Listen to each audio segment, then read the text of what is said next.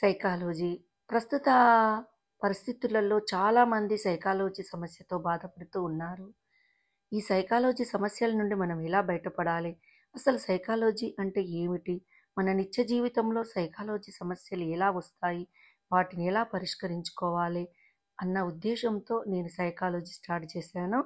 ఈరోజు మనం సైకాలజీ అంటే ఏమిటి అన్నది తెలుసుకుందాము. మనకు నిత్య జీవితంలో ఎదురవుతున్న సంఘటనలు, పరిస్థితులు మానసిక సుస్థిరతను విచ్ఛిన్నం చేస్తూ ఉంటాయి. బాహ్య సంఘటనలు మనలో కలిగించే స్పందనలే మనకు సమస్యలను సృష్టిస్తాయి. సమస్యలను మనకు మనమే సృష్టించుకొని ఇతరులను నిందిస్తూ ఉంటాము. మన సమస్యలను పరిష్కరించుకోగల శక్తి మనలో అపారంగా ఉంది. కానీ కోపోద్రేకాలు, భయం, ఆందోళన, అసూయ, ద్వేషం, దోష మనస్తత్వం, అహంకారం వంటి భావోవేశాలు మన బుద్ధి కుశలతను కుంటుపరుస్తూ ఉంటాయి. తత్ఫలితంగా ఈ సంక్లిష్ట సాంకేతిక సంస్కృతిలో నిత్య జీవితంలో ఎదురయ్యే సవాళ్లను సంతృప్తికరంగా పరిష్కరించుకోలేకపోతున్నాము. మన అంతర్గత మానసిక ఒత్తిడిలో ఇతరులను భాగస్వాములు చేయలేము. మనకు మనమే సృష్టించుకున్న సంక్షోభాన్ని మనమే పరిష్కరించుకోవాలి. ఆత్మ విమర్శ ద్వారా మన బలహీనతలను అవగాహన చేసుకోవాల్సి ఉంటుంది. పని ఎక్కువ ఉన్నా, పని లేకున్నా, ఒంటరిగా ఉన్నా, 10 మందిలో ఉన్నా మానసిక ఒత్తిడి కొందరికి కలుగుతుంది. ముఖ్యంగా ప్రమాదం ఏదో పొంచి ఉందని ఊహించుకునే వారికి మానసిక వికారాలు ఎక్కువగా ఉంటాయి. పరిసరాల ప్రేరణలకు అతిగా చెలించే వారికి మానసిక ఒత్తిడులు అనేక కష్టనష్టాలు కలిగిస్తాయి. వృత్తిలోని మానసిక ఒత్తిడికి, జీవితంలోని మానసిక ఒత్తిడికి సంబంధం ఉంది. ఈ రెండింటిని విడదీయడానికి వీలులేదు. మానసిక ఒత్తిడి వ్యక్త పరంపర అయింది కాబట్టి దానిని తగ్గించుకోవడానికి ఎవరికి వారే కృషి చేయాలి.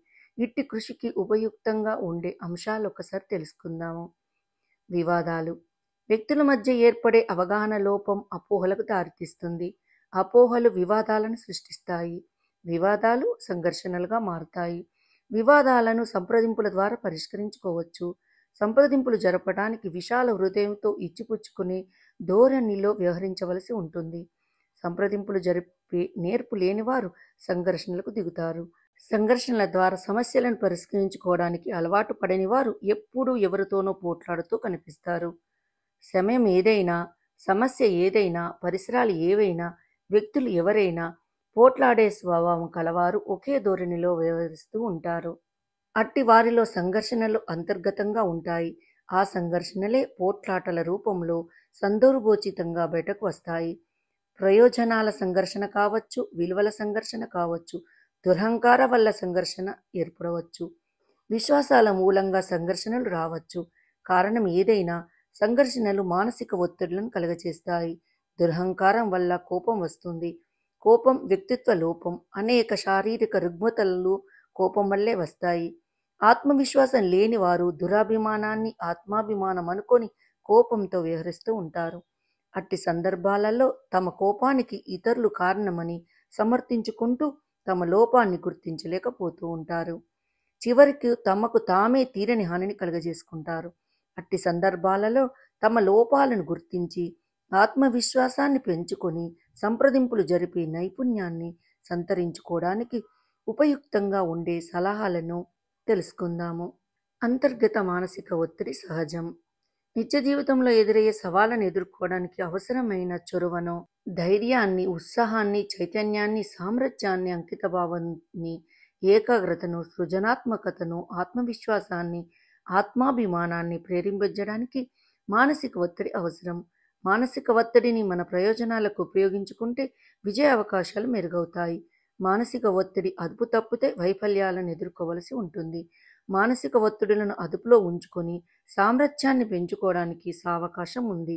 మానసిక ఒత్తిడిని నివారించడానికి ప్రయత్నిస్తే ప్రయోజనం ఉండదు. కానీ అంతర్గత ఒత్తిడిని మన అవసరాల మేరకు వ్యతిరేక దిశ నుండి మళ్లించి స్వయం కృషికి తోడ్పడే విధంగా నిర్మాణాత్మక పథకాల ద్వారా ప్రయత్నిస్తే లాభం ఉంటుంది. మానసిక ఒత్తిడి అదుపు తప్పితే అపసవ్య ఆలోచనలు ప్రేరేపిస్తుంది. అట్టి సందర్భాలలో ఆత్మవిమర్శ ద్వారా అపసవ్య ఆలోచనలను గుర్తించాలి. అపసవ్య ఆలోచనలను విచ్చలవిడిగా వ్యవహరిస్తే రక్తపు పోటు, ఉబ్బసము, అలసరు, క్యాన్సరు, గుండె జబ్బులు, చర్మ వ్యాధులు, కీళ్ళ నొప్పులు, నిద్ర పట్టకపోవడం, జీర్ణకోశ వ్యాధులు, తరచూ తలనొప్పి లాంటి అనేక శారీరక రుగ్మతలు వస్తాయి. 85% శారీరక రుగ్మతలు అపసవ్య ఆలోచన వల్లనే వస్తున్నాయని అనేక పరిశోధనలలో తేలింది. అనగా మన మానసిక ఒత్తిడులు మనకు లాభం కలిగించవచ్చు లేక నష్టం కలిగించవచ్చు. జీవన విధానంలో నాణ్యతను పెంచుకొని అంతర్గత మానసిక ఒత్తిడులను అదుపులో ఉంచుకోవడానికి అనేక సూచనలు ఈ సైకాలజీలో తెలుసుకోవచ్చు. పరిసరాల ప్రభావం. వ్యక్తుల మధ్య జరిగే సంభాషణలు, పరస్పర ప్రేరణలు, స్పందనల సముదాయమే ప్రతిప్రేరణ. స్పందన వెనక ఆ వ్యక్తి యొక్క ధ్యేయం ఉంటుంది. వ్యక్తి నిత్య జీవితంలో వ్యక్తపరిచే ప్రేరణలు, స్పందనలు చిన్ననాటి అనుభవాల జ్ఞాపకంపై ఆధారపడి ఉంటాయి. పసితనంలోని అనుభవాల మచ్చలు శాశ్వతంగా జీవితంలో ఉండిపోతాయి. ఉదాహరణకు చిన్నతనంలో ఎక్కువ ప్రోత్సాహం లభించి స్వేచ్ఛాభావ ప్రకటన చేయగల సావకాశం ఉంటే ఆశావాదిగా రూపొందడానికి వీలుంది. మితిమీరిన కట్టుబాట్లతో ఆత్మవిశ్వాసాన్ని వృద్ధి కానీయకుండా తరచూ విమర్శిస్తూ ఆత్మాభిమానాన్ని కించపరుస్తూ ఉంటే నిరాశావాదులుగా తయారవుతారు. ఆశావాదులు తాము ఆనందిస్తూ ఇతరులను సంతోషపడతారు. నిరాశావాదులు అనారోగ్యంతో బాధపడుతూ ఇతరులను కష్టపెడుతూ ఉంటారు.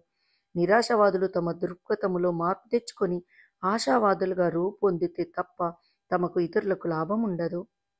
మన మనసును గూర్చి అంతర్జాతీయ స్థాయిలో బహుముఖంగా వేలాది పరిశోధనశాలలలో విస్తృతంగా ప్రయోగాలు జరిగాయి. ఈ పరిశోధనా ఫలితాలు మనకు ఇంతవరకు సైకాలజీ మీద ఉన్న అభిప్రాయాలను సవాల్ చేస్తున్నాయి. మన దైనందిన జీవితంలో సైకాలజీ అవసరం చాలా ఉందనే విషయాన్ని ఈ పరిశోధనలు నొక్కి వక్కానిస్తున్నాయి. స్వయం కృషి అవసరం. వ్యక్తి పురోభివృద్ధికి స్వయం కృషి అవసరం. ఎవరికి వారే తమ లోపాలను గుర్తించి వాటిని నివారించడానికి నిర్మాణాత్మక పథకాలు తయారు చేసుకొని దీక్షతో అమలు జరపాలి. ఒకరి బదులు ఇంకొకరు ప్రయత్నించడానికి వీలు లేదు. మన జబ్బు నయమవడానికి ఎంత చేదు మందైనా మనమే తినాలి. మీ జబ్బుని మరొకరు మందు తింటే మీ జబ్బు నయమవ్వదు. సహజంగా ఇంకొకరు మందు తిని మన జబ్బును నయం చేసే పద్ధతుల కోసం మనం అన్వేషిస్తూ ఉంటాము. అట్టి పద్ధతులు లేవు. కాబట్టి స్వయం కృషితో సమస్య పరిష్కార శక్తిని వృద్ధి చేసుకోవాలి.